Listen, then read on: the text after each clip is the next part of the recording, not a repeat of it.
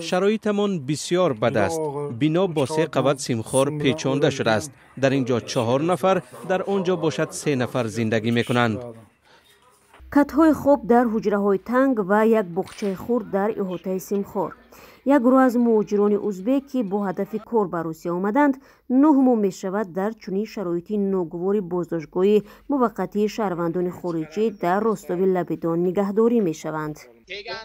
خوراکایی که در اینجا میدهند حتی سگ نمیخورد. در چنین شرایطی جای خواب و نگهداری هیچ کس زندگی کردن نمیتواند. در این 9 ماه کاسه صبرمان لبریز شد. هیچ نهاد مدد نمی کند. این مهاجران ناامید شده به روزنامه‌نگاران مراجعت کردند. زادگان ازبکستان میگویند کاردهنده آنها را فریب داده برایشان حجت‌های قلبکی را تهیه کرده است. مقامات او را بازداشت کرده نسبتش پرونده جنایتی باز نمودند.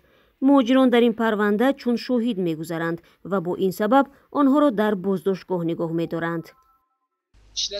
وقتی ما آمدیم کاردهنده گفت که خودش همه حجت ها پتنت و رجیستراسی را درست میکند. ما فقط باید در فکر کار کردن میشدیم.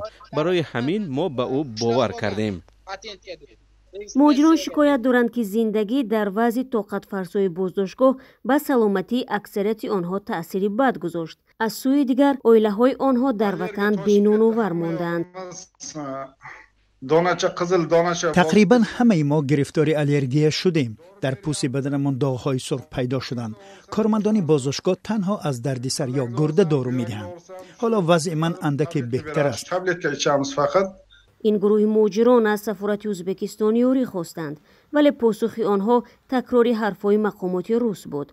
برایشان گفتند آنها را تنها بعد بسته شدن پرونده جنایتی در نسبت کاردهنده‌شان آزاد می‌کنند.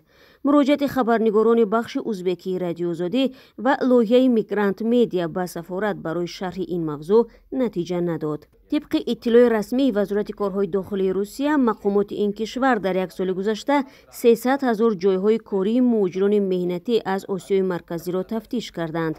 در نتیجه آمار اخراج مهاجران در مقایسه با 1 سال پیش 2.5 برابر زیاد شده است.